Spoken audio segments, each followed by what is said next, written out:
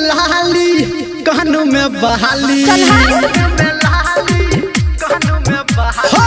होठ में लाली कानों में बहाली, सुन के छौरी झुमका बहाली हमरा कौन दिखाऊ रे। ऐसे आओ रे बिस बजाओ रे शीशे सटा के कोनी डिस डोलाओ रे। ऐसे आओ रे बिस बजाओ रे शीशे सटा के कोनी डिस डोलाओ रे।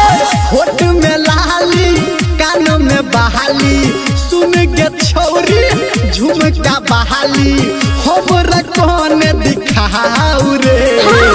ऐसे आओ रे बिस बजाओ रे शीशे सटा के कोनी डिस डोलाओ रे। ऐसे आओ रे बिस बजाओ रे शीशे सटा के कोनी डिस डोलाओ रे।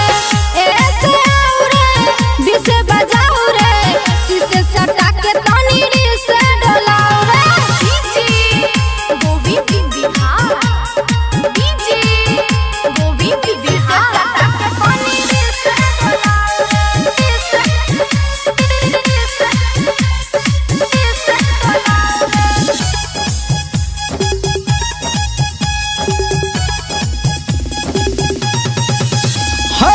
बाजा दही आहे पाँच गे देखबो तो हर नाच गे।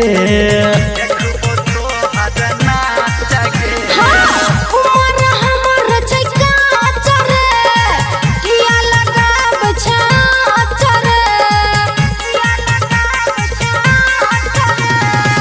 देवोगे नमरी देखा दे टंगरी, देवोगे नमरी देखा दे टंगरी लोहंगा कोने उठाऊ रे। ऐसे आओ रे बिस बजाओ रे शीशे सटा के तनी डिस डोलाओ रे। ऐसे आओ रे बिस बजाओ रे शीशे सटा के तनी डिस डोलाओ रे। ऐसे आओ रे बिस बजाओ रे शीशे सटा के तनी डिस डोलाओ रे। अभी आप सुन रहे हैं सावरिया म्यूजिक। शीशे सटा के तनी डिस डोलाओ रे।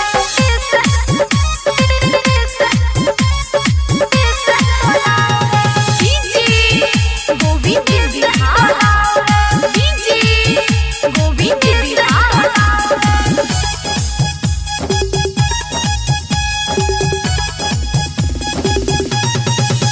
हाँ देख में छी छौरी ही डर गे करबो चालू जरने डर गे।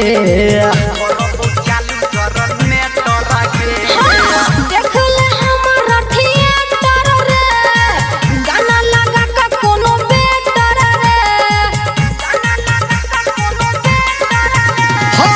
कहो धर्मेंद्र निर्मलिया गे संजय गौतम तोरा बेरिया गे लज शरम हटाओ